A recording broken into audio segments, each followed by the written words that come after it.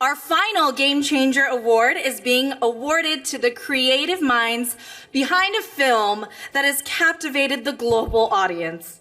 Their genre-defying storytelling has broken molds and blown all of our minds and has brought focus to the themes of family and the immigrant experience in a completely new way. Here to present this award is an actor that is arguably one of the best comeback stories ever. In 1983, he walked into an open casting call and landed the role of Short Round in Indiana Jones and the Temple of Doom. Cut to his breakthrough performance as Jonathan Wang in Everything Everywhere All at Once. His performance has been recognized and lauded by critics and audiences all over the world. This is Ke Huy Quan. Wow. It's such a pleasure to be in a room with so many Asian talents. I remember when I first started, I felt so lonely. So to be here tonight is really special. Anyway, yeah, I'm here to present this amazing award to three insanely talented but wonderfully weird filmmakers, the Daniels and Jonathan. My first exposure to their work was a movie called The Swiss Army Man. And yes, and it's about a corpse that farts throughout the entire movie. So naturally, I didn't understand it. But somehow, I was so moved by it. I was enamored by the visuals, and at the end of it, I was impacted profoundly in ways that I could not explain. So when I was offered this role of a lifetime to play Wayman in Everything Everywhere All at Once, it was certainly a dream come true. When I read the script, I was extremely emotional because it was a script that didn't exist for Asian actors. They could have chosen to write the script and feature any other families, but yet they chose to feature an Asian family. So, and it's just so inspiring and so wonderful to read a script like this. From the very, very beginning, I knew that they would do things differently. For example, on the first day, they told me that their set has no hierarchy. Everybody's equal. And I've witnessed firsthand how they gave up their seats to our supporting actors so that they can have a comfortable meal while they stood finishing theirs, standing right next to the table that they just gave up. And then they would pass out these wonderful gifts to the most hardworking crew member at the end of each week. We just recently did a Q&A for a screening of our movie. And the moderator asked them, so when you make a movie, what is your statement? What are you trying to say? And what are you trying to accomplish? And they said, well, we want to change the world with our movies. But then very quickly self-acknowledged that that is an impossible task. But then he said, if we can change one person with our movie, then we have accomplished what we set out to do. Well, they changed my life. And they changed my life. I didn't think that I would have a second act as an actor. I thought that was absolutely impossible, but they have given me that dream. And I will always be indebted to them. I will always be grateful to them. Anyway, here's a clip we have to show all of you. I received a script called Everything Everywhere All at Once from Daniel Kwan and Daniel Scheinert. So when I met them, they're quite quiet and they look kind of harmless. We're the directing duo Daniels. Then before you know it, these two turn into some kind of crazy genius. And so I said yes. Mrs. Wang. Mrs. Wang.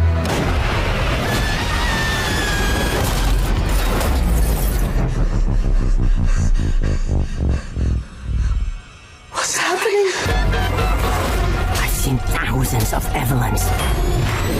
You can access all of their memories, their emotions, even their skills.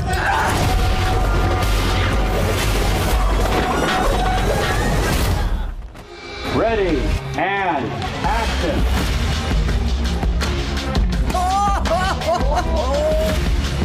Hey, you say Michelle, she says yo. Michelle, yo. Michelle, yo. It's all in their minds, their crazy, warped minds that they created this story. Kind of knew to expect something just so out there.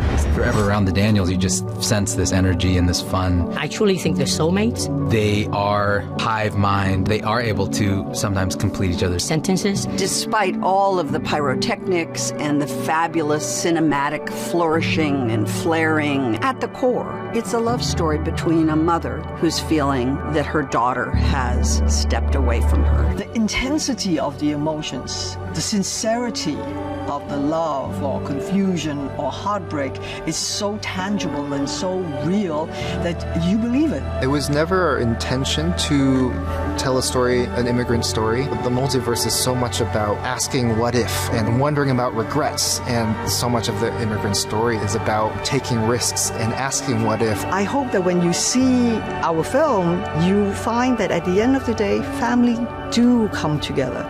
Family do stick up for each other. This has just been, it's been one of the best adventures of my life. Don't let anything distract you from it.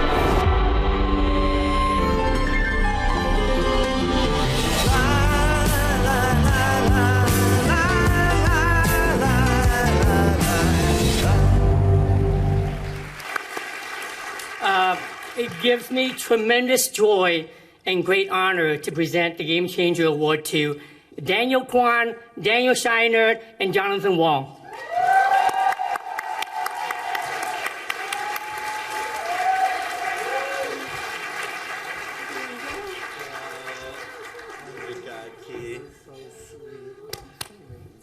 Man, his speech really fucked me up.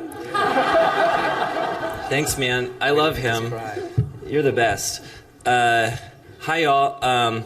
So Kwan and Wang and I decided that I would give the entire speech tonight. I'm the white Daniel.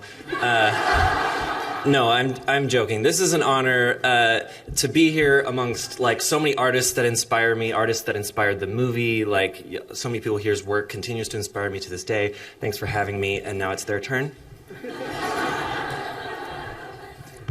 I'm a producer, so I'm not as eloquent as some of these people like Sherry Cola, who can just go off the cuff. I'm Jonathan Wang. I'm their producer. Let's give it up for Ke again. Love him. We are so deeply humbled to receive this incredible honor. Thank you all so much. We must give a special thank you to Janet Yang and the entire Asia Society for deeming us worthy of such an incredible honor. As the entertainment game changers, we're still in disbelief that we are part of this weird game, let alone changing it. So, thank you. Growing up, it was hard for me to know which cultural game I was even taking part in around my Chinese friends, and especially around my fellow Saturday morning Chinese school students. I felt incredibly white.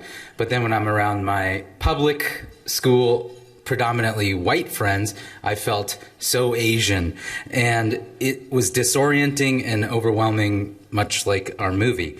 But to receive heartfelt thanks from Asian daughters and sons, thanking us for making a movie that sees them, it's a way of putting a mirror to myself and seeing me as I am. So thank you all for seeing us as we are, 3 total weirdos, 1.5 Asians, and incredibly, incredibly grateful. Thank you.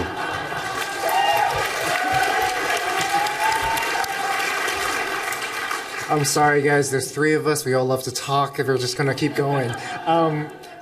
When I was really young, my mom told me, much like Sherry, actually, my mom told me that if you want to work in the entertainment industry, you actually have to get really good at Chinese because no one in this country is ever going to hire you.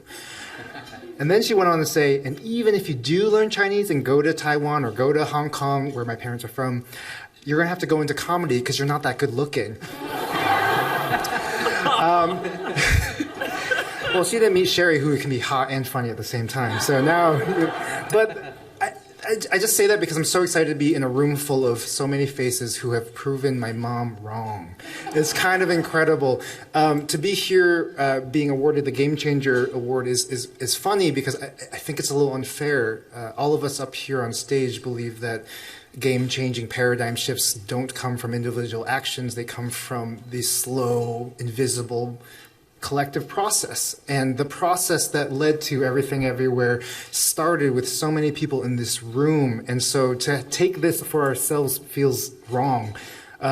Joy Luck Club walked so that Crazy Rich Asians could run, and Crazy Rich Asians ran so that we could put Michelle Yeoh on a screen with hot dog fingers. It's kind of amazing.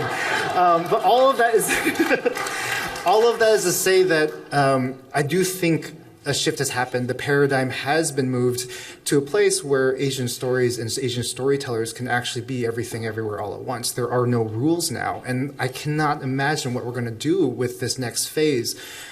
So we're so grateful to be a part of this moment, so grateful to be I guess for you guys, the tipping point to another shift. Before I go, I just want to ask one question, everyone, that I've been asking myself a lot lately, which is, now that we are here, now that we have a seat at this table in Hollywood, where we are allowed to tell our stories and people actually want to hear it, what are we going to do with this power? And I think for me personally, I know we did not fight so hard to get here just so we could maintain the status quo and basically prop up the system that shut us out for so many years. We did not play this game so that we could, basically, we did not come here to play the game that forced my mom to think that her son was never going to be a part of this industry. And so I challenge all of us to not get complacent, to look forward and try to imagine a system that is even more hopeful, even more intersectional and open, even more willing to be humble and admit, our self-criticisms when it's time to look at ourselves that way, and more importantly, to build stories that are going to prepare the world for all of the multifaceted challenges that are coming our way. You guys know what I'm talking about. I'm terrified. You should be terrified too. But I believe that we actually, because we now have a chance to say whatever we want, let's take this opportunity and make some really, really fucking good stories. Thank you guys so much. Have a good night.